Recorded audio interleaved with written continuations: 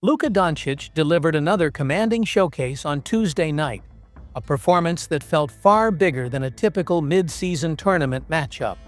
Instead of just another game, it looked like a clear statement about where the Los Angeles Lakers are heading with their newly established franchise superstar.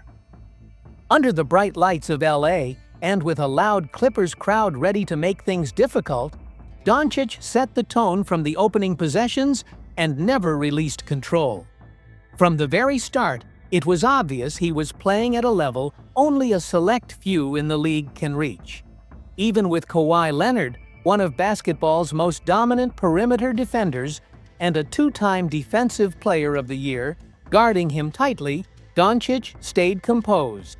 He used his signature step-back move to create just enough space and drilled a deep three, sending an early message. That shot didn't just open the scoring, it instantly shifted the atmosphere in the entire arena. And it was only the beginning. Doncic went on to hit 5 three-pointers in the first quarter alone. Each one became slightly more difficult, but each fell with the same smooth confidence that defines his offensive brilliance. By the end of the opening 12 minutes, he had already scored 24 points, leaving the Clippers searching desperately for an answer. When the game finally ended, the five-time All-Star had exploded for 43 points, 13 assists, and 9 rebounds. A near triple-double that pushed the Lakers to a dominant 135-118 victory. The performance was also his fifth 40-point outing of the season, continuing the remarkable stretch he has put together since joining the Lakers. Although he has been with the franchise for a relatively short time, Doncic is already climbing the franchise record books. According to Brett Siegel of Clutch Points, this latest scoring outburst moved him into the top 10 in Lakers history for most 40-point games, passing Hall of Famer Magic Johnson. That accomplishment would be impressive for any star, but it is especially remarkable for someone still early in his Lakers tenure. Doncic now has 7 40-point games this season alone, and at his current pace, he has a realistic chance to break into the franchise's top 5 before the year ends. That fifth spot is currently held by Hall of Famer George Mikan, one of the foundational legends of the Lakers. Closing in on names of that caliber shows just how extraordinary Doncic's level of play has become.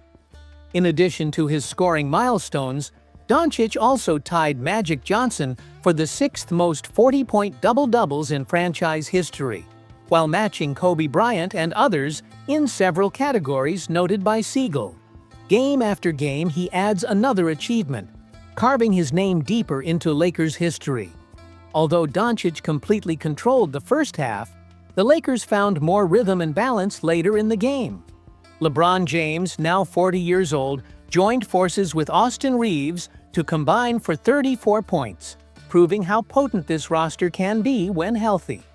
James recently returned from a sciatica injury that kept him out at the start of the season, and this matchup showcased how dangerous the trio of Doncic, James, and Reaves can be when they're in sync.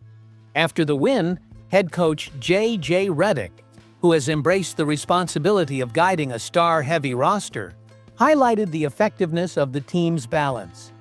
He noted that Doncic set the early tempo, while LeBron and Reaves remained patient and efficient throughout the first half. Redick explained that all three players anticipated in-game adjustments and capitalized on them once they appeared. He also pointed to a moment that didn't appear on the stat sheet but revealed something meaningful about the team's chemistry. Late in the fourth quarter, Clippers guard Chris Dunn shoved Doncic from behind out of frustration. Doncic turned to confront him, but before things escalated, Lakers center Jackson Hayes immediately stepped in, pushing Dunn away and defending his superstar teammate. Hayes received a technical, and Dunn was ejected, but Redick viewed the moment as evidence of the growing unity within the group. According to Redick, moments like that, just like celebrating a teammate's shot or helping someone off the floor, show how much the players care about one another. Combined with Doncic's nightly excellence and LeBron's leadership at age 40, these demonstrations of togetherness are shaping a renewed team identity built on toughness, chemistry, and shared purpose. Austin Reaves' growth this season adds another important storyline. He began the year playing with the mentality of someone determined to prove something, averaging 32 points over the Lakers' first 6 games. That stretch forced the league to reconsider his ceiling, not just as a complementary scorer, but as someone capable of leading an offense. But as the Lakers have returned to full health, Reaves' role has shifted naturally. Doncic's return to full strength has restored the normal hierarchy of touches and playmaking responsibilities, pushing Reaves back into a secondary role. Even with this adjustment, Reaves hasn't faded. Since LeBron's return against the Utah Jazz, Reaves has still averaged 24 points over the last 2 games, shooting an efficient 50% from the field. Though his three-point shot hasn't been consistent, going just 2 for 12 from deep. He has also added 5 assists and 15 rebounds in that span, showing that he continues to impact multiple areas of the game. Former NBA All-Star Gilbert Arenas believes Reaves' numbers only tell part of the story. On Gil's Arena, Arenas argued that Reaves' shot selection will improve now that he is playing alongside a fully healthy roster. He noted that playing next to LeBron naturally creates better scoring opportunities. He predicted that Reaves' scoring average may dip by 3 or 4 points, but insisted that his value remains secure, especially as he approaches a massive payday in the 2026 offseason. Kenyon Martin echoed Arenas' confidence, saying Reaves has already established his worth and cannot do much to harm his future earnings. Because of his early season explosion and proven versatility, Reaves is expected to be one of the most sought-after free agents in 2026. He is widely projected to decline his player option and test the open market. If he stays with the Lakers, he could sign a contract above $240 million for 5 years. If he leaves, he could secure a 4-year deal worth around $178.5 million from another franchise. Either way, Reaves is set to nearly quadruple his salary. His performances when James and Doncic were sidelined gave front offices the evidence they needed. He can run an offense, handle defensive pressure, and still produce elite numbers. With the roster healthy again, his usage will decrease, but his value remains unchanged. Instead, it emphasizes something even more important. Reaves can thrive as either a primary option or a secondary one, a rare and expensive skill in today's NBA. While Reaves prepares for his long-term future, the Lakers front office is focusing on improving the present. A new trade projection circling around the league links the Lakers to a possible reunion with one of their most trusted former players, Kentavious Caldwell-Pope. The veteran wing, known for his reliable two-way play and crucial contributions during the Lakers' championship run, is connected to ongoing discussions between Los Angeles and the Memphis Grizzlies. This offseason has been shaped by one major theme: commitment to Luka Doncic. Since arriving in a high-profile trade last February, he has quickly become the organization's new cornerstone.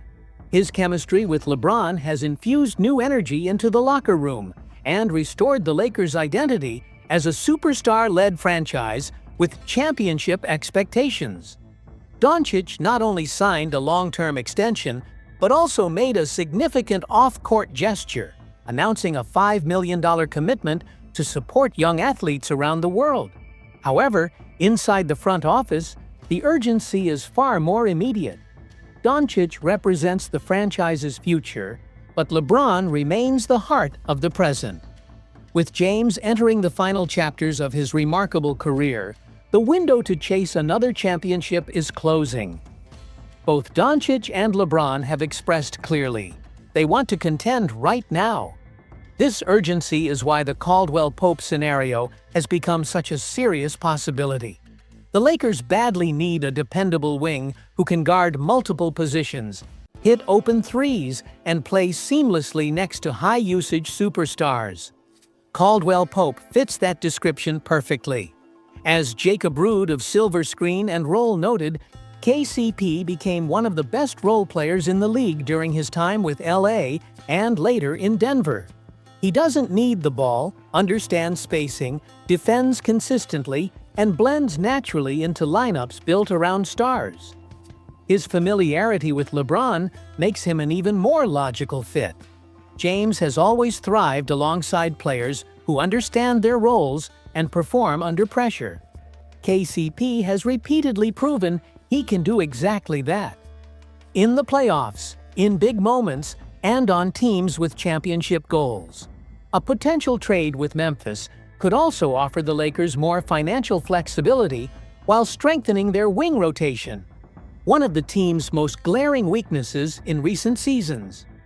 Bringing Caldwell Pope back would signal a strategic shift toward proven defenders, reliable shooters, and players with playoff experience, instead of gambling on uncertain upside. It would also send a message to Doncic and LeBron that the organization is committed to building a roster capable of competing deep into the playoffs immediately, not years from now.